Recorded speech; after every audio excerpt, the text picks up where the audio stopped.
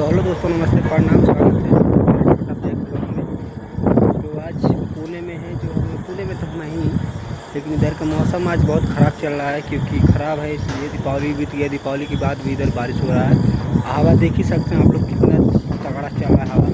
और बादल भी चमक रहे हैं, देखिए बैकग्राउंड पीछे का अंधेर, ये देखिए, ये किस्मत से चमक भी गया। देखो पर्यटन टाइम लाइव में वीडियो में दिख भी गया, बहुत तगड़ा ऐसा चमक रहे हैं।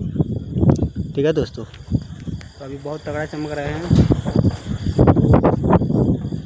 और सब बढ़िया, स्वस्थ होंगे, मस्त होंगे आप लोग। उधर बारिश हो रहा है कि नहीं आप लोग बताइए। इधर तो पुणे में है, बारिश धीरे धीरे चालू हो रहा है, लेकिन आएगा बहुत तगड़ा से।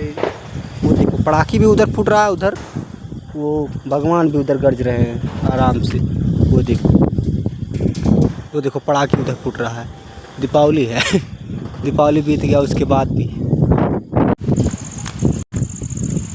बहुत तगड़ा बारिश हो रहा है।